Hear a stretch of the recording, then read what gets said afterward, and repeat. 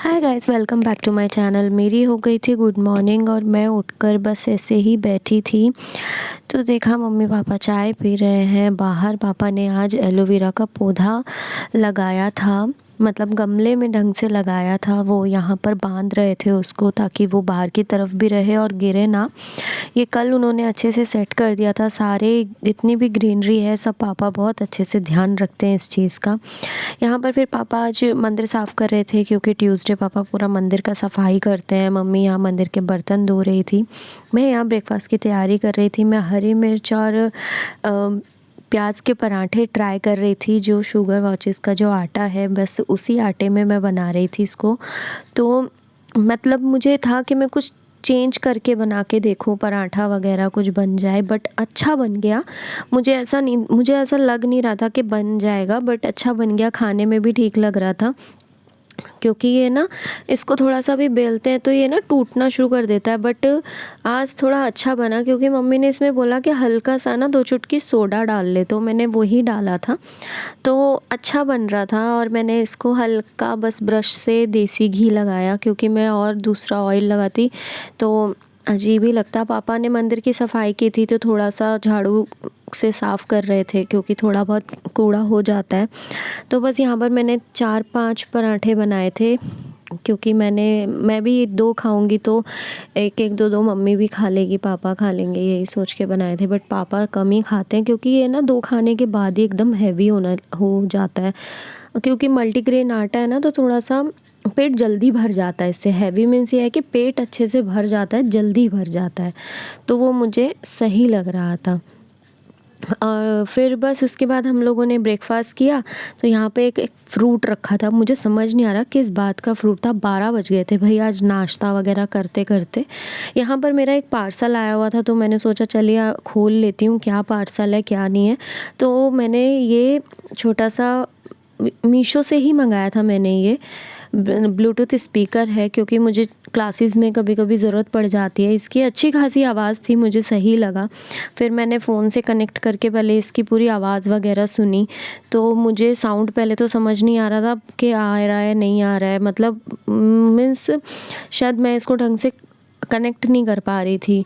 तो फिर मैंने देखा कि हाँ भाई कनेक्ट हो जाएगा। तो इसका ब्लूटूथ चेक करके मैंने देखा तो इसका मीवी करके कोई ब्लूटूथ आ रहा था। भाई मैं बहुत देर से कंफ्यूज हो रही थी कहाँ कहाँ भाई कहाँ चला गया, इसका दिख नहीं रहा मुझे।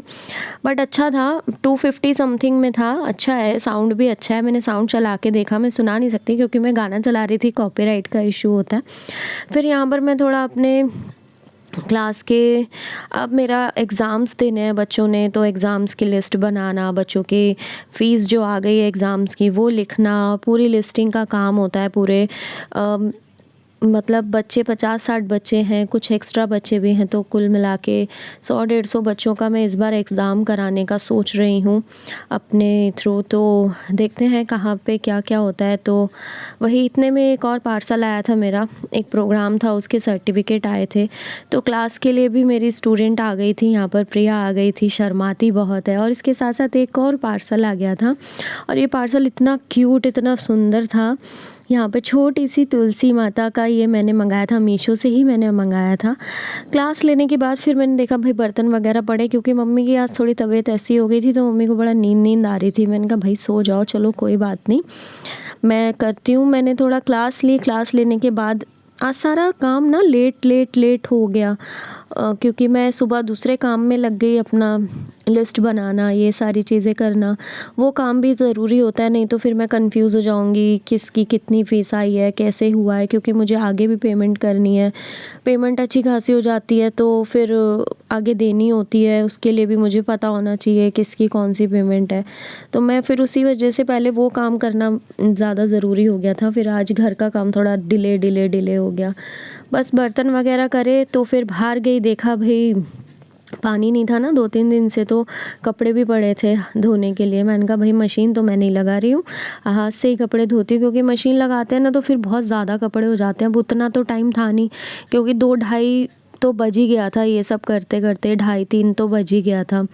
आज बहुत ज़्यादा लेट हो गई थी। मैं क्लास भी नहीं जाना था मुझे, क्योंकि मेरी मैम से बात हुई तो उन्होंने बोला कि नहीं आना है, नहीं आना है। फिर मैंने कहा चलो भाई कपड़े ही धो लो आज।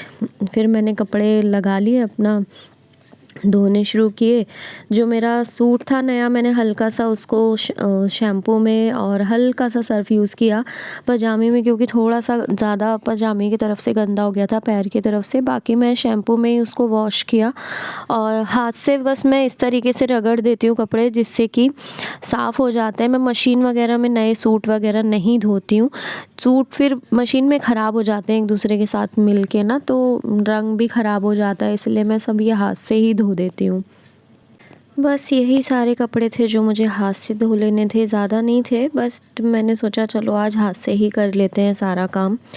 और फिर उसके बाद मेरी शाम को भी क्लास थी और एक न्यू एडमिशन के लिए भी किसी को आना था मेरे पास बात करने के लिए, तो मैंने फटाफट से ये सारी चीज़ें कर ली थी। अब जैसे कि होता है, कोई हम नया कपड़ा लेकर आते हैं, उसको हम कैसे वॉश करें, कॉटन का है तो कैसे वॉश करें। कॉटन का कोई कपड़ा लाते हैं, मैं क्या करती हूँ, मैं पहले उसको हल्का सा, क्योंकि क्या होता है कॉटन में से कलर निकलता है, तो उसको मैं हल्का सा नमक के पानी में डालती हूँ और छोड़ देती हूँ।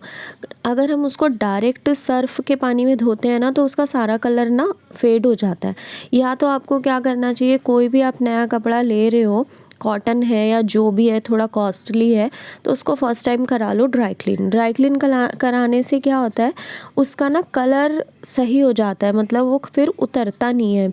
अगर हम उसको नॉर्मल आप ले रहे हो सस्ता कोई कपड़ा रेगुलर, तो उसमें उसको कराने की नीड नहीं है। लेकिन अगर आप कोई महंगा कपड़ा ले रहे हो और उसमें आपको लग रहा है कि भाई कलर उतरेगा या जो भी होगा, तो आप उसको फ़र्स्ट टाइम तो ना ड्राई क्लीन करा लो। ड्राई क्लीन कराने से उसमें जो केमिकल वगैरह यूज़ होते हैं वो उस कलर को पक्का कर देते हैं, फिर वो हटता नहीं है, मतलब कपड़ा बहुत ज़्यादा ना फेड नहीं हो जाता। नहीं तो कभी कभी क्या हो जाता है, हम दुपट्टे तो उतना वॉश करते नहीं है, तो दुपट्टे का कलर अलग हो जाता है और हमारे सूट्स का कलर अलग हो जाता है। फिर मैंने सोचा चलो वॉशरूम भी साफ़ कर देती हूँ, बहुत ज़्यादा मुझे लग रहा था, तो मैंने अच्छे से झाड़ू से पूरा क्लीन किया। मैंने डाल दिया था यहाँ पे, हार्पिक डाला, देखा तो भाई उसका ऊपर का ढक्कन नहीं था, मैंने पूरा का पूरा ही उडेल दिया। और फिर मैं उसको और अच्छे से मुझे करना पड़ा, और इतना चिकना हो गया था बाथरूम के, मेरा पूरा पैर भी फिसल रहा था। मैंने फिर बहुत अच्छे से सारा ही झाड़ू से अच्छे से क्लीन किया, क्योंकि अब फिर मुझे नहाना भी था, तो मैंने सारी टाइल्स वगैरह भी झाड़ू से अच्छे से साफ़ कर दी। वॉशरूम में जैसे साफ़ करती हूँ टाइल्स वगैरह, मम्मी से तो उतना नहीं हो पाता है, तो वॉशरूम साफ़ करना ये सब मेरे को जब भी टाइम मिलता है, जब भी मुझे ऐसा लगता है कि मैं काम कर रही हूँ, कपड़े वगैरह धोने हैं, तो वॉशरूम तो मैं ही क्लीन करती हूँ और टाइल्स भी साफ़ कर देती हूँ। सारी चीज़ें हो जाती हैं, थोड़ा सा क्लीन रहता है तो साफ़ ही लगता है कि हाँ चलो हो गया। आप साइड में देख पा रहे होगे बिंदियाँ चिपकी हुई हैं, ये मेरी मम्मी जब नहाती हैं ना, तो ये बिंदियाँ यहाँ पे अच्छे से चिपका देती हैं। अब इसके बाद मैंने टाइल्स थोड़ा साफ़ कर दी थी, मतलब ब्रश से साफ़ की थी, तो वो थोड़ा अच्छे से क्लीन हो जाती है, पूरा ज़मीन वगैरह उस पर साफ़ करके वहाँ पे वॉश बेसिन भी मैंने पूरा क्लीन कर दिया था हार्पिक से रेड वाला हार्पिक यूज़ करते हैं ना, तो क्लीन तो हो जाता है सब कुछ, बहुत अच्छे से साफ़ सुथरा सा हो जाता है। आज वैसे ट्यूसडे था, मुझे सर धोना नहीं था, बट मैंने अब वॉशरूम पूरा बाथरूम साफ़ कर दिया, तो अब मुझे लगा अब तो भाई अब मैं सर भी धोऊँगी, क्योंकि अब तो सर धोना पड़ेगा। क्यों, मैं वेडनेसडे धोती हूँ सर, आज ट्यूसडे था तो मुझे था कि नहीं धोना, बट अब मेरे को और टाइम भी नहीं था।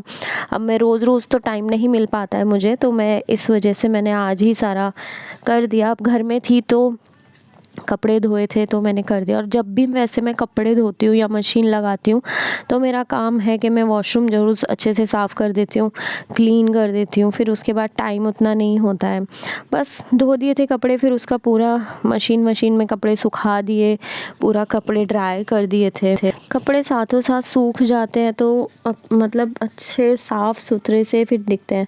यहाँ पर फिर और जितने भी कपड़े थे मैंने ना जो हमारे बनियान वगैरह क्या बोलते हैं इसको, सेंडो बनियान्स जो भी होते हैं घर में, वो ना हम लोग लगाते हैं उसमें नील। बट आज मैंने नील नहीं लगाया क्योंकि अजीब मुझे ना उनका कलर कुछ ज़्यादा ही नीला लग रहा था, इसलिए मैंने नहीं लगाया।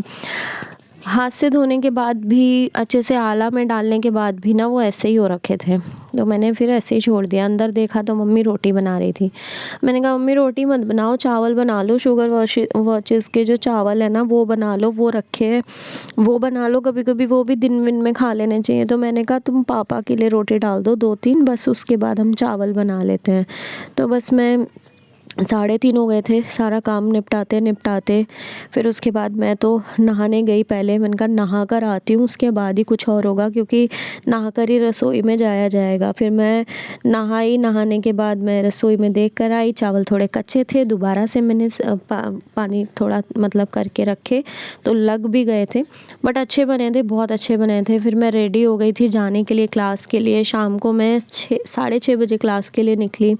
फिर मैं गई मेरी फ्रेंड से मिलने जिनको बेटी हुई थी, और इतनी क्यूट, इतनी प्यारी। मैंने बोला अब तो ये मेरी एक और स्टूडेंट आ गई है, अब तो ये मेरे साथ ही रहेगी, और ये 3 महीने की होगी और मैं इसको अपने पास ही रखूँगी क्लास में।